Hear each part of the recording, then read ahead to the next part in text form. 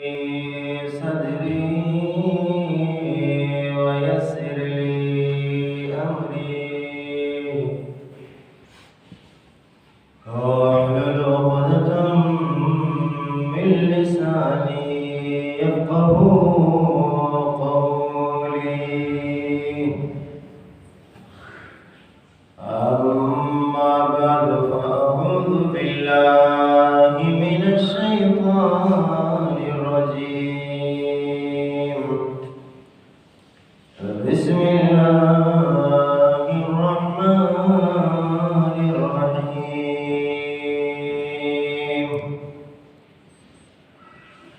या अय्युहल्लज़ीना आमनू क़ू अंफुसकुम व अहलीकुम नारा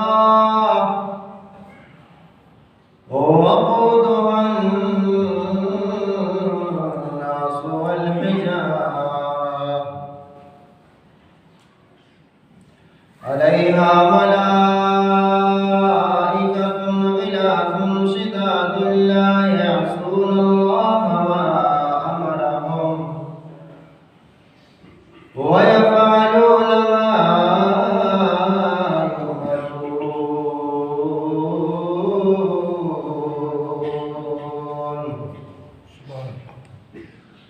अल्लाहुम्मा सल्लि अला मुहम्मद व अला आलि मुहम्मद कमा सल्लैता अला इब्राहीम व अला आलि इब्राहीम इन्नका हमीदुम मजीद। अल्लाहुम्मा बारिक अला मुहम्मद व अला आलि मुहम्मद कमा बारकता अला इब्राहीम व अला आलि इब्राहीम इन्नका हमीदुम मजीद। मेरे मोहतरम सामीन, आपके सामने मैंने एक आयत तिलावत की। अल्लाह तबारक व तआला से दुआ है कि अल्लाह हमें कुरान सुन्नत समझने अमल करने की तौफीक अता फरमाए। आमीन। मोहतरम सामीन, मैंने जो आयत आपके सामने तिलावत की, इस आयत में अल्लाह तबारक व तआला ने बच्चों की तरबियत के हवाले से हमें अहकाम दिए हैं और हमें मुतनब्बे भी किया है।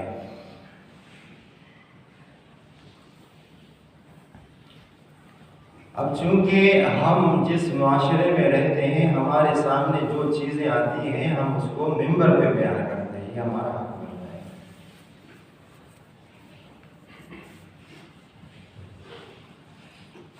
इस आयत का तर्जुमा ये है, या अय्युहल्लज़ीना आमनू क़ू अनफुसकुम व अहलीकुम नारा।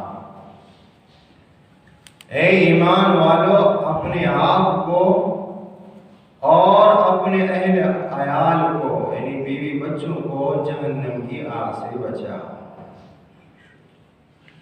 क़ू अनफुसकुम व अहलीकुम नारा। वो आग कैसी है जहन्नम की, जिससे अपने बच्चों को, अपने आप को और अपने घर वालों को बचाओ। उस आग की हकीकत क्या है कि अल्लाह तबारक व तआला फरमाते हैं कि वक़ूदुहा अन्नास वल हिजारा। उस आग का ईंधन इंसान होंगे और पत्थर होंगे। आग को जलाने के लिए हम दुनिया में क्या चीज इस्तेमाल करते हैं? लकड़ी इस्तेमाल करते हैं। जहन्नम की आग, उसका ईंधन लकड़ी नहीं होंगे, इंसान होंगे और पत्थर होंगे।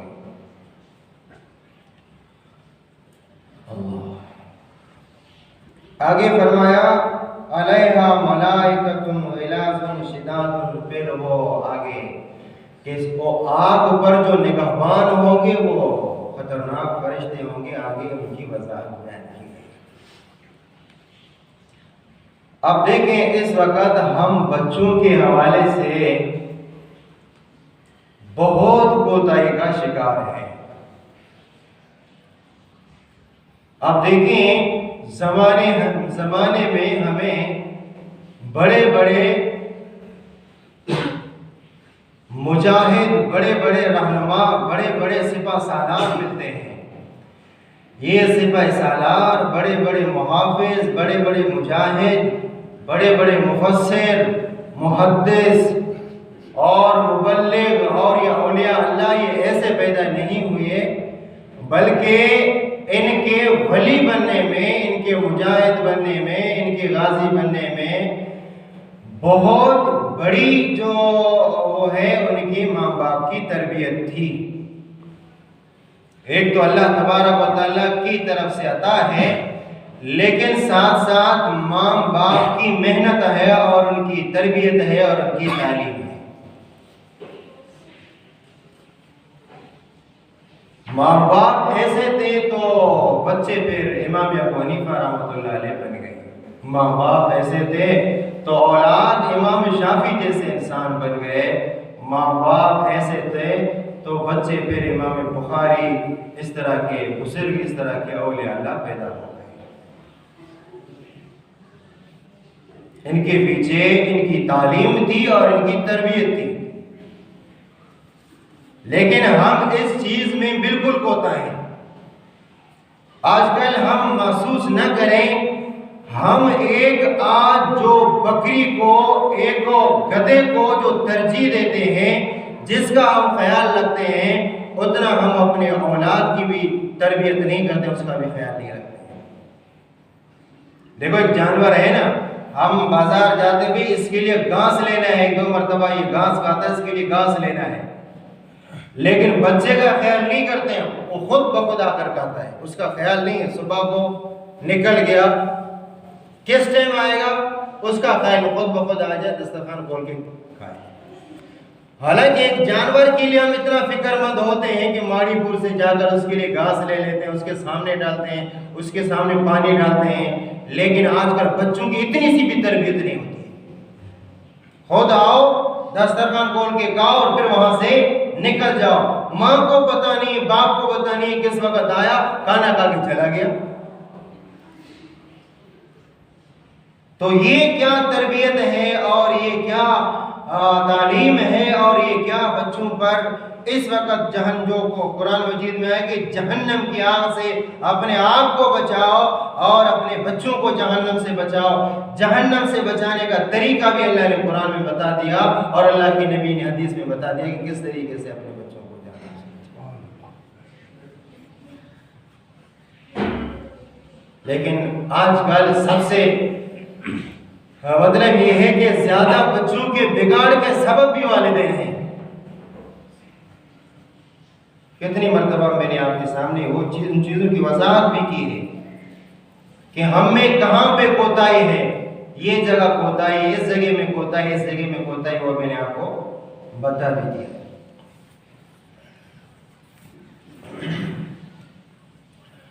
लेकिन ये है कि इस हवाले से कोई तवज्जो ही नहीं है। अब हदीस पाक में एक लफ्ज आता है, एक जुमला आता है, मैं इसकी वजाहत करता हूं आपके सामने। हदीस बहुत लंबी है, मैं आपके सामने इसके मुख्तसर हिस्से की वजाहत करता हूं। देखिए, हदीस पाक में नबी अकरम सल्लल्लाहु अलैहि वसल्लम ने इरशाद फरमाया, जब सूरज गुरूब हो जाए, ये हदीस मैंने कितनी मरतबा बयान की है, जब सूरज गुरूब हो जाए तो क्या करना है,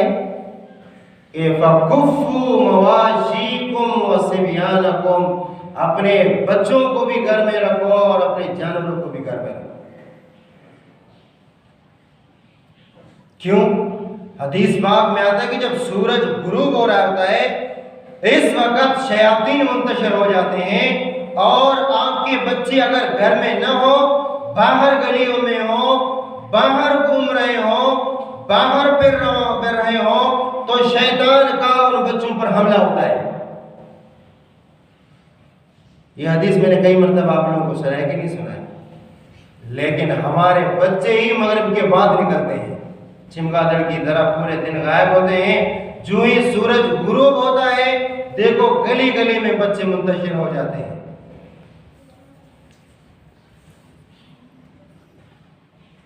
फिर कितनी परेशानी होती है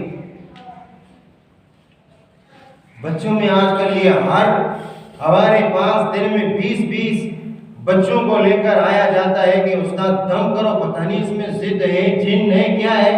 हम रोज आपको बता दें कि मगरिब के बाद इनको घर में रखो, आपको बात समझ में नहीं आती है। सूरज गुरूब हो जाए, देहाती लोगों को देखो असर के बाद अपने जानवरों को भी बंद कर लेते हैं। असर के बाद जो ही असर की नमाज पढ़ लेते हैं, देहाती लोग अपने जानवरों को बंद कर देते हैं। वो अपने जानवरों को असर के वक्त बंद कर देते हैं, मगरिब से पहले। लेकिन हमारे यहाँ क्या है, जो ही मगरिब होती है वो कीड़े मकोड़े सारे निकल जाते हैं। इतना उनको अहमियत दे दो भाई, जो देहाती अपने जानवरों को अहमियत देते हैं, अपने बच्चों को इतनी तो अहमियत दे दो। कितने माँ बाप परेशान है बच्चों के हवाले से।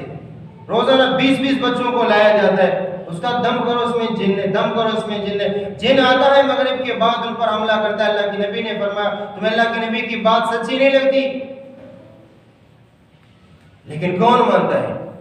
कौन मानता नहीं है? बच्चे उनकी बात मानते नहीं है। बच्चे से पैदा किए कि बच्चे माँ बाप की बात मानते नहीं है।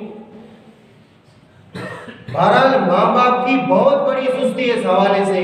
जितने बच्चे हैं उनमें शरारत है, उनमें बकौल आपके जिन्नात हैं, असरात हैं, कुछ भी है, इनमें मेरे और आपकी गफलत शामिल है। मेरी और आपकी गफलत शामिल है।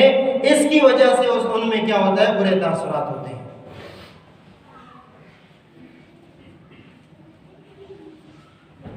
तो बहरहाल इस कमजोरी को दूर किया जाए ताकि फिर मैं और आप परेशानी से बच जाए। बच्चे फिर बीमार होते हैं, तो माँ बाप की क्या हालत होती है, क्या परेशानी होती है। अभी आपने देखा एक बच्चा बीमार है आपके कोर्ट में, क्या करेंगे, पूरा घराना रो रहा है। जब सही तंदुरुस्त है तो उस वक्त वो गनीमत समझो, उस वक्त क्या समझो, गनीमत समझो। ये अल्लाह तबारक व तआला ने आपके बच्चे, उनसे पूछो ना जिनके बच्चे नहीं हैं, जो हिंदी सेंटर में 5-5 साल जिन्हें फार्म जमा किया कि अगर इस तरह का बच्चा आपको कचरा कुंडी मिल जाए हमें दे दो। लोगों की फार्म जमा हुए थे। आप उधर जाओ हिंदी सेंटर में कि बच्चा चाहिए, तो आपको टोकन दे देंगे कि 5 साल के बाद आओ, 2 साल के बाद आओ, 12 महीने के बाद आओ, 1 साल के बाद आओ, तो तब आपको बच्चा मिलेगा। क्यों? आपसे पहले 200 बंदे टिकट पहले जमा करा दें। वो लोग हैं जिनके बच्चे नहीं हैं। और अल्लाह तबारक व तआला ये नेमत किसी को होलसेल के साथ देती है। हर साल एक बच्चा, हर साल को कदर ही नहीं कि ये वजह से ऑटोमेटिक पैदा हो रहा है, ऐसे नहीं पैदा हो रहा है। ये नेमत है, इसकी कदर करो। कदर न करने की वजह से तो फिर ये आपके लिए अज़ाब जान, वबाल जान बन जाता है। हदीस पाक में आता है कि जब सूरज गुरूब हो जाए तो आप अपने बच्चों को रोको और अपने जानवरों को बंद करो, अपना क्वाड और दरवाजा बंद करो अल्लाह का नाम लेकर। क्योंकि जिस दरवाजे को अल्लाह का नाम लेकर बंद किया जाता है, शैतान उस दरवाजे के अंदर दाखिल नहीं होता।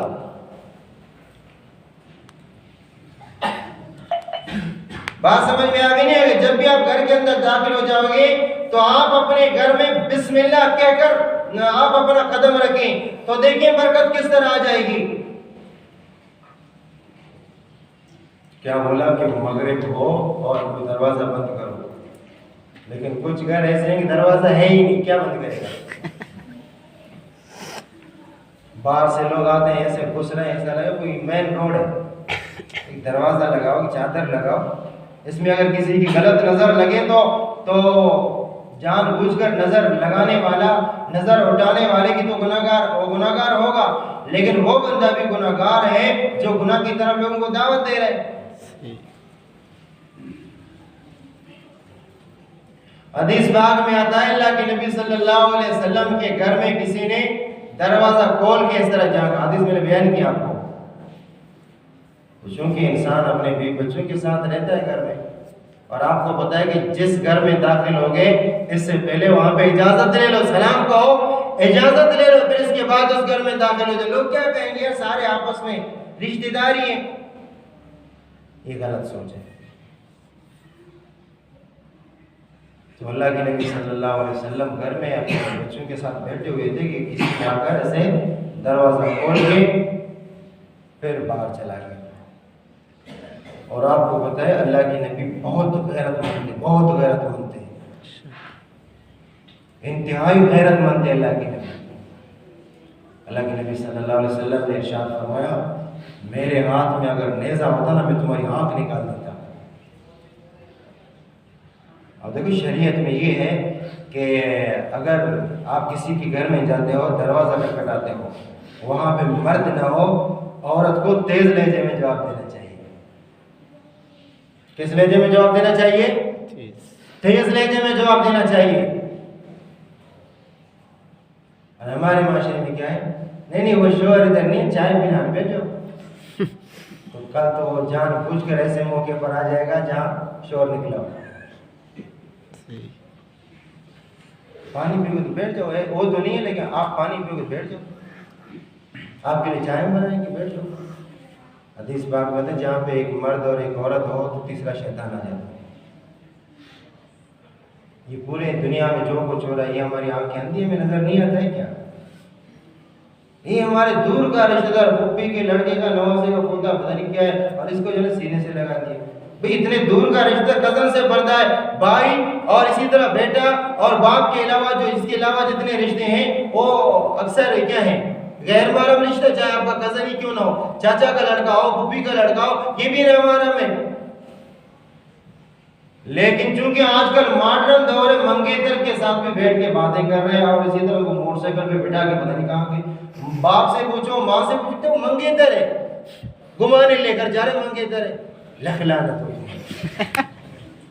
हमारी गैरत ये है। हदीस बाग में आता है कि दयूस आदमी जन्नत में नहीं जाएगा। दयूस आदमी, दयूस किसे कहा जाता है? ऐसे बेगैरत आदमी को कहा जाता है जिसको पता नहीं कि मेरी बेटी कहाँ जा रही है, जिसको पता भी नहीं है कि मेरी बीवी कहाँ जा रही है, ऐसे आदमी को बोलते दयूस आदमी। उर्दू में तर्जुमा करो वो और ज्यादा हो गए। वो लोग खुश है, मॉडर्न दौर है, मंगेतर के साथ जा, कहाँ गई? मंगेतर के साथ चली गई। मंगेतर के साथ जाना जायज है क्या? किसके साथ बात कर रही है? वो किचन में मंगेतर के साथ बात कर रही है। खुश है माँ बाप, मोबाइल दे दिया है, किसने दिया? मंगेतर ने दिया कि बात करो इसके साथ। माँ बाप खुश है। तो बहरहाल ये भी जहन्नम में धकेलना है, इसको बच्चों को धकेलना है। माँ बाप का हक बनता है, बेटी निकल रही रात 10 बजे 9 बजे, कहाँ जा रही? इतना हक बनता है कि नहीं बनता है? कहाँ जा रही है? या अय्युहल्लज़ीना आमनू क़ू अनफुसकुम व अहलीकुम नारा, ए ईमान वालो अपने आप को जहन्नम से बचाओ और अपने अयाल को जहन्नम से बचाओ और अपनी औलाद को जहन्नम से बचाओ।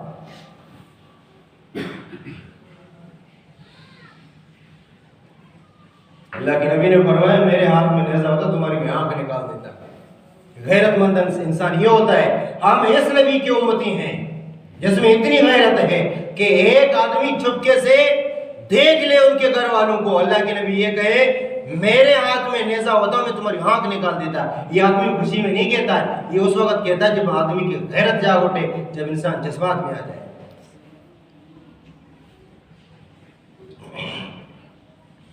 तो बहरहाल अल्लाह के नबी सल्लल्लाहु अलैहि वसल्लम ने फरमाया, जब सूरज गुरूब हो जाए अपने बच्चों को रोक रखो, अपना दरवाजा बंद रखो, बिस्मिल्लाह कहकर अपना दरवाजा बंद करो। क्यों?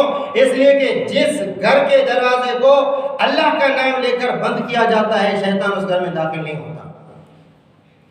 आपको पता है इस वक्त औलाद का झगड़ा, मियाँ बीवी का झगड़ा, हर वक्त बेचैनी, नफरत, वजह क्या है?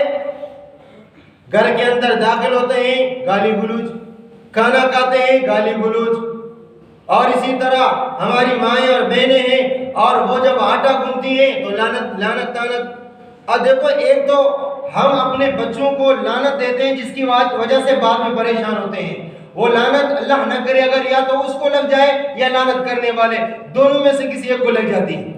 हदीस पाक में आता है, जो भी बंदा किसी चीज को, किसी शख्स को लानत भेजता है, ये वो अगर लानत का मुस्तहिक है, जाकर उसको लानत लगती है। लेकिन हमारे घरों में आपने देखा होगा, हर बात पर लानत, हर बात पर लानत, बच्चे को लानत, बकरी को लानत, बर्तन अगर हाथ से गिरे उसको भी लानत। लाजमी बात है, वो बर्तन आपके हाथ से गया, वो गुस्सा आ गया, आपने उसको लानत भेजी, बकरी को लानत भेजी, बच्चे को लानत भेजी, वो लानत का मुस्तहिक नहीं है। हदीस पाक में आता है, वो सातों आसमानों की तरफ जाती है, लानत को दरवाजा नहीं मिलता, जमीनों की तरफ आ जाती है, जमीन में उसको कोई रास्ता नहीं मिलता, फिर घूमते घूमते घूमते उस बंदे पर आकर लगेगी जिसके ज़बान से लानत निकली है। समझे नहीं समझे? लानत का माना यह है कि अल्लाह की रहमत से दूर। एक बंदा अल्लाह की रहमत से दूर हुआ तो अल्लाह के गज़ब में आकर टपका, तो अल्लाह के गज़ब में लगा, अल्लाह की रहमत से दूर हुआ, अल्लाह की लानत का मुस्तहिक हो गया, तो फिर उसके रोजगार में भी कमी आएगी, माल जान में भी कमी आएगी, और उसके घर में भी नौसत आएगी। क्यों? खुद लानत भेजी, लानत उसको जाकर लगी, तो फिर घर में परेशानी, माली एतबार से परेशानी। फिर हाँ मौलवी साहब सब तावीज़ दे दो, कारोबार को किसी ने जादू किया है, किसी ने बंदिश की है कारोबार में। क्यों? क्या हो गया? जा रहा हूँ खाली आ रहा हूँ, वहां से लोगों को मिल रहा है, हमें नहीं मिला है, तो लिहाजा किसी ने जादू किया है। जादू नहीं किया है, आपकी लानत आप पर लगी है, इस वजह से आप परेशान हो। तो लिहाजा हदीस पाक में आता है, नेक खुश नसीब इंसान वो है हर वक्त जिसकी ज़बान में अल्लाह का जिक्र हो। 24 घंटा गुजर जाता है, कभी हमारी ज़बान पे अल्लाह का नाम नहीं आता। अल्लाह का नाम हमारी ज़बान पे होगा तो मरते वक्त इंशाअल्लाह ला इलाहा इल्लल्लाह भी नसीब होगा। कई लोगों को हमने देखा सकरातुल मौत के वक्त में, वही अल्लाह उनकी ये नेमत अल्लाह ने उनसे सल्ब किया कि वो जो मौत के वक्त ला इलाहा इल्लल्लाह, अब जितना भी लोग कहें ला इलाहा इल्लल्लाह पढ़ो, ला इलाहा इल्लल्लाह पढ़ो, तो वो करने की जो ला इलाहा इल्लल्लाह पढ़ने की सलाहियत है उनसे सलाब हो जाती है। इसकी वजह क्या है? इसकी वजह ये है कि हम दुनिया के अंदर इस ला इलाहा इल्लल्लाह से नावाकिफ हैं, नाआशना हैं, जिसकी वजह से अल्लाह तबारक व तआला मौत के वक्त हमसे ये नेमत सल्ब करते हैं। बात समझ में आ गई नहीं आ गई? तो दुनिया में कसरत से इस ज़बान को फजूल चीजों में मुलव्वस न करो, हर वक्त अल्लाह का जिक्र करो, ला इलाहा इल्लल्लाह का जिक्र करो, और अपनी ज़बान को सलाम से, दुआ से, बिस्मिल्लाह से तर करो। इंशाअल्लाह इंशाअल्लाह ये ज़बान पे कलमा उस वक्त जारी होगा जिस वक्त ज़बान पे कलमा कहना मुश्किल होगा। और दूसरी बात, अल्लाह के नबी सल्लल्लाहु अलैहि वसल्लम ने इरशाद फरमाया कि रात को सो जाओगे तो बर्तन भी ढांप लो, बर्तन भी, इसलिए कि अल्लाह के नबी ने फरमाया साल के अंदर एक रात ऐसी आती है जिसमें वबा फैल जाती है, मुसीबतें फैल जाती हैं, और जिस बर्तन का मुंह बंद हो उस पर अल्लाह तबारक व तआला की तरफ से वबा नहीं आती, और जिस बर्तन का मुंह खुला हुआ हो उस पर वबा आ जाए। कल आपने इस्तेमाल किया तो इंसान भी बीमारी में मुब्तला हो गया।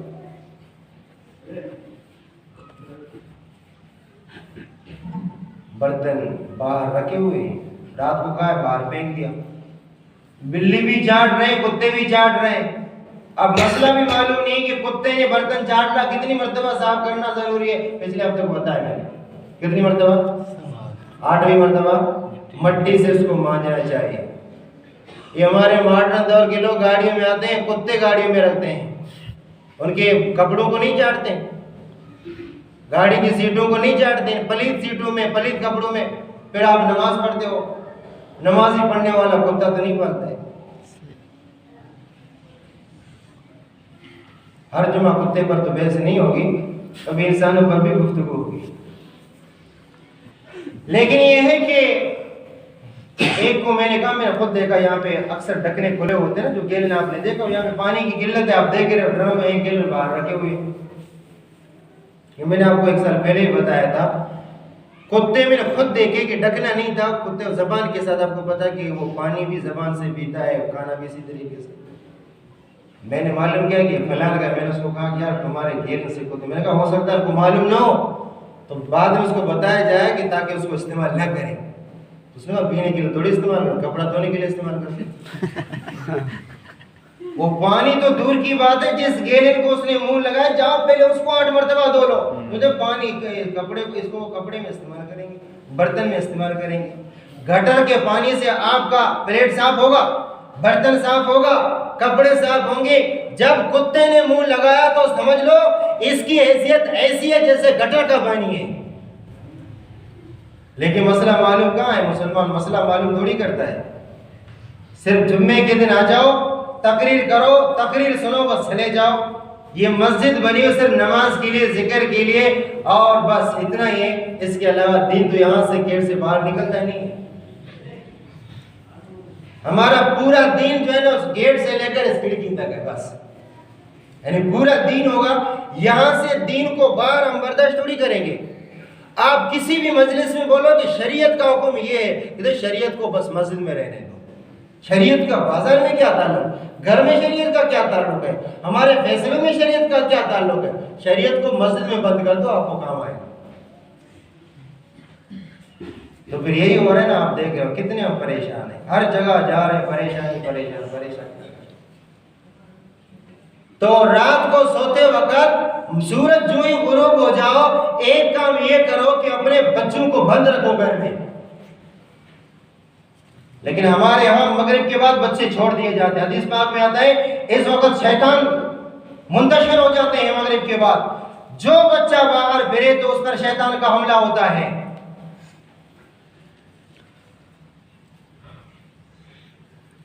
फिर दम करने से आपके दम करो ताकि शैतान निकल जाए। कोई शैतान घुस गया क्यों, दाखिल हो गया क्यों, शैतान ने शरारत क्यों की, इसमें तो आपका कसूर है। ये घड़ी सही है, ये घड़ी सही है, घड़ी हाँ।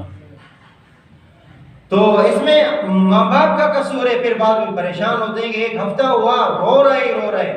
आपको बताया कि बच्चे को खाना दे दे, पीना दे दे, सब कुछ सहूलत ठीक है, इसके बावजूद बच्चे का रोना फिर बंद क्यों नहीं था, तो समझ लो कि इस पर जिन्नात वगैरह ने हमला किया है, शयातीन ने हमला किया है। और शयातीन अक्सर हमला करते हैं मगरिब के बाद, यानी सूरज के गुरूब होने के बाद। तो इस वक्त अपने बच्चों को रोको। लेकिन मैंने आपको ये कहा हमारे बच्चे ही इस वक्त निकलते हैं, ये माँ बाप की कमजोरी है। फिर माँ बाप परेशान होते हैं, रोते हैं। तो लिहाजा खुसूसी तौर पर इस चीज का ख्याल रखा जाए ताकि बाद में आप परेशान न हो। दूसरी बात, अल्लाह न करे अगर इस तरह की परेशानी हमें आ भी जाए, तो हमने देखा कि हम मुसलमानों में इस वक्त एहसास का मादा बिल्कुल दिल से, दिमाग से खत्म होता जा रहा है। पड़ोसी के क्या हकूक हैं, मुसलमान के क्या हकूक हैं, अपने रिश्तेदार के क्या हकूक हैं, ये किसी को पता नहीं। एक आदमी कुर्ब में, मुशक्कत में, तकलीफ में मुब्तला है, कर ये मुसीबत और तकलीफ मुझ पर आएगी, ये किसी को पता नहीं। आजकल मुसलमानों में, अपने इलाके की बात नहीं करो, हर मुसलमान के अंदर ये एहसास खत्म हो रहा है। अब किसी जगह में बिरयानी की तकसीम हो रही है, हम मुसलमानों को ये एहसास होना चाहिए कि भाई अगर मैं भूखा नहीं हूँ, सामने वाला भूखा है, तो उसको पहले जाना चाहिए। तो क्या हुआ, एक लाइन में 10 मरीज हैं, उसको पता है कि मेरी हालत इतनी सीरियस नहीं है, इसकी हालत ज़्यादा मुतासिर है, तो सबसे पहले उसको जाने दो।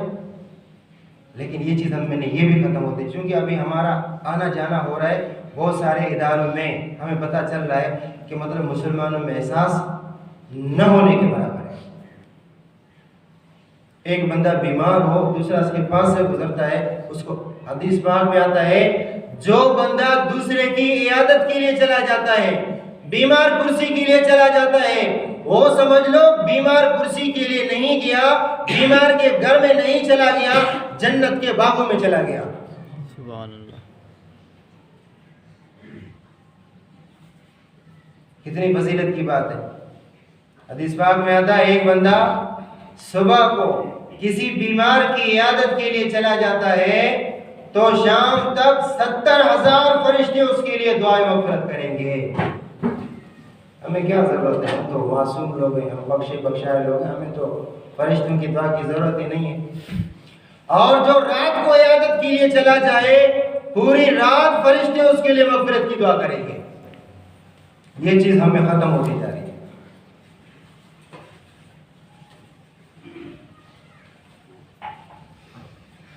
सहाबा का वाक़या आपने सुना है, मक्का से हिजरत करके मदीने में चले गए। सहाबा मक्का से हिजरत करके मदीने चले गए। मदीने के लोगों ने अपनी मीरास में उनको शरीक कर दिया।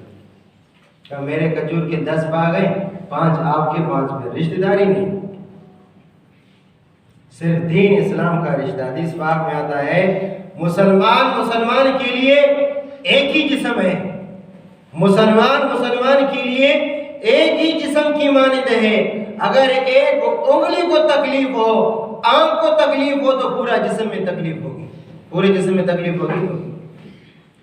इस बोर्ड के कोने में अगर किसी को तकलीफ हो तो मेरे जिस्म में तकलीफ होनी चाहिए, क्योंकि मुसलमान दूसरे की तकलीफ को तकलीफ समझे। लेकिन हमारे यहां ये चीज खत्म होती जा रही है।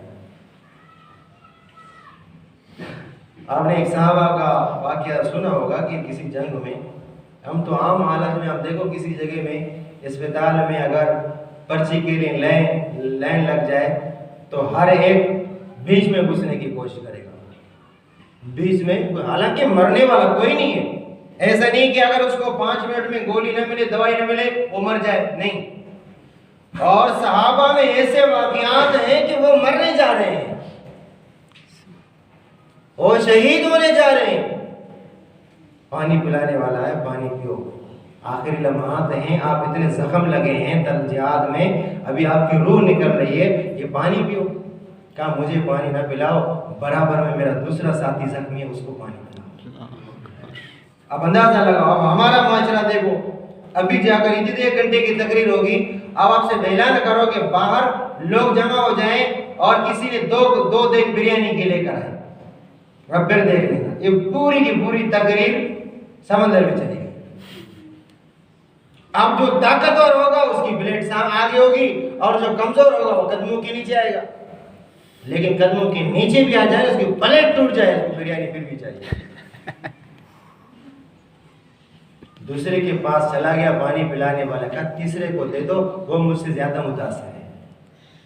हालांकि आखिरी लम्हात है, एक आदमी की रूह निकल रही, जिस्म में सारा जख्म भरा हुआ है, तलवार के जख्म है, जिहाद में कुफार ने हमला किया, मुसलमानों का जिस्म पूरा मजरूह हो गया, फिर भी कहता है कि नहीं, बराबर वाले को दे दो। बराबर वाले के पास गया, कहा मुझे नहीं, बराबर वाले को ज्यादा पानी की जरूरत है। तीसरे के पास गया, कहा मुझसे ज्यादा चौथा मुतासिर है, उसको पानी की जरूरत थी। तो 7 बंदों के पास चला गया, उसने भी यही कहा, वापस पहले वाले के पास, दूसरे चौथे पर, सब शहीद हो गए थे। तभी तो कुरान ने कहा युसिरूना अला अनफुसिहिम वलौ काना बिहिम खसासा, इनको खुद की जरूरत होती है लेकिन खुद की जरूरत को दूसरों को तरजीह देते हैं, दूसरों को देते हैं, अपना निवाला निकालकर दूसरे के मुंह में डालते हैं, और हम दूसरे का निवाला छीन कर अपने मुंह में डालते हैं। ऐसा है कि नहीं? क्या राशन की तकसीम में आप शहर में देख रहे हो, किसी भी चीज जगह में देखो, किसी भी जगह में देखो, सब में यही हाल है।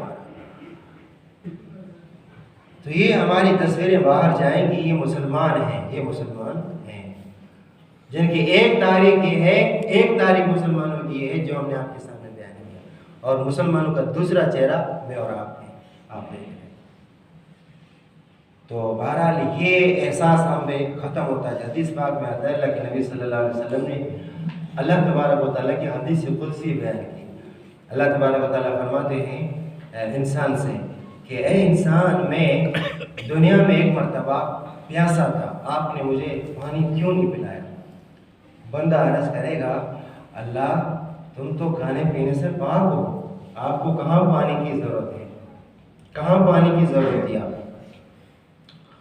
तो अल्लाह तबारक व तआला फरमाते हैं कि एक बंदा बहुत प्यासा था, अगर आप उस वक्त उसको पानी पिलाते, उस पानी पिलाते वक्त आप मुझे वहां मौजूद पाते।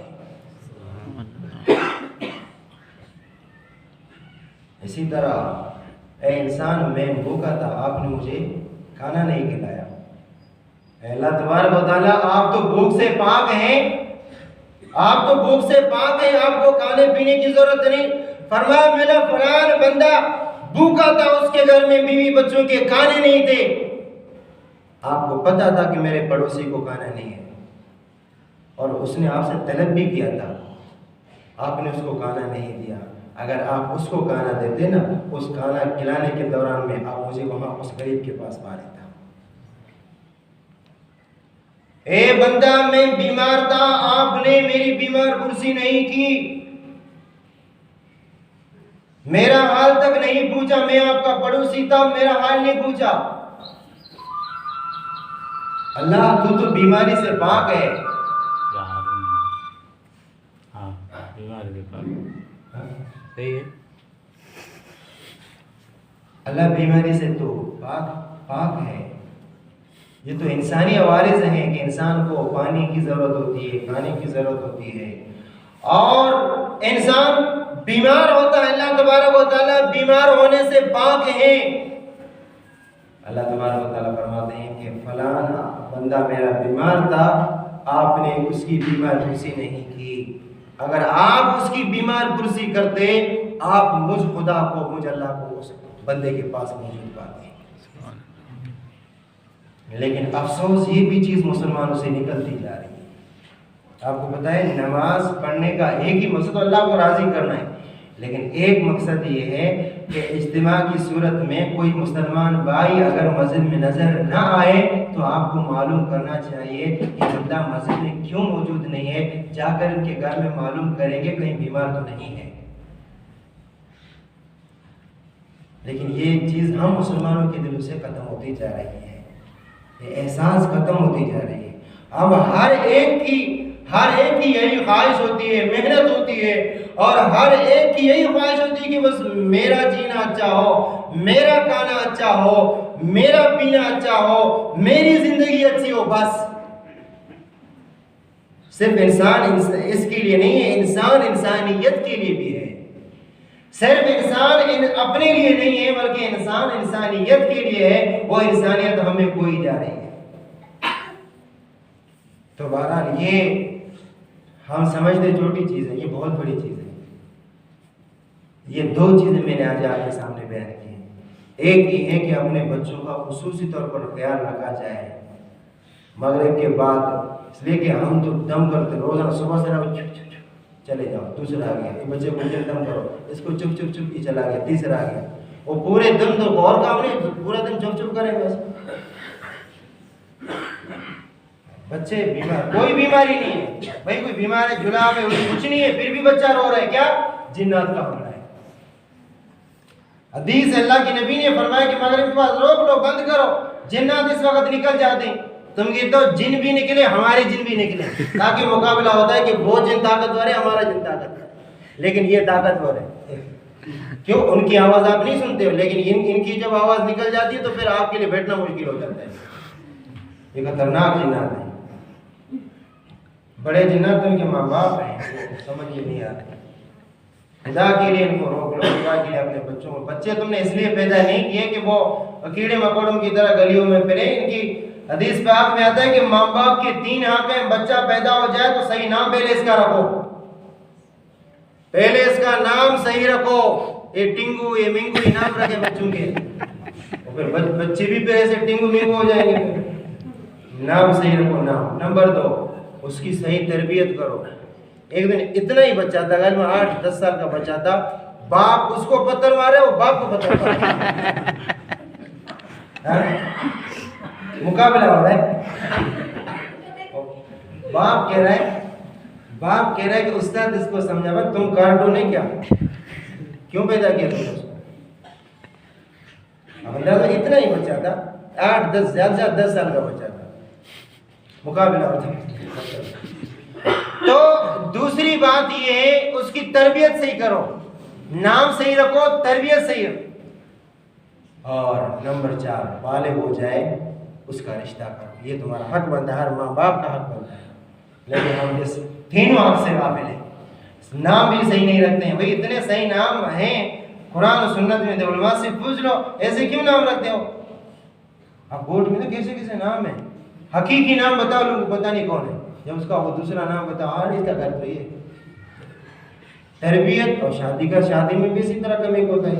बहरहाल अल्लाह तबारक व तआला से दुआ है कि अल्लाह हमें सही मालूम में इन कमी को दूर करने की तौफीक अता फरमाए। इब्राहिम के मैं पूरा मौजूद को इस बच्चे की वजह से मैंने आपके सामने बयान किया। आपको पता है कि 3-4 दिन पहले इब्राहिम के बच्चे की तबीयत, इसके लिए दुआ करो कि अल्लाह तबारक व तआला उसको सेहत दे दे, 12 साल पहुंचाए। वो उसकी हालत बहुत नाजुक है, बहुत नाजुक है।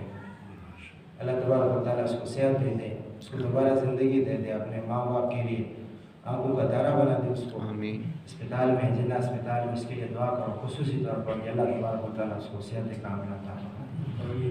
और इसी तरह बहुत गरीब आदमी खुद भी बीमार है, आपको पता है ना, खुद पता है, आपको पता है कि उसकी भी वो बीमार है और उसके बच्चे की ये हालत हो गई। 2 मुसीबतें उस पर आई। इंसान पर इस तरह आता है, अब कोई ये न कहे यार इसने क्या किया, वो किया तो ये हुआ, नहीं, इस तरह इंसान पे हालात आते हैं।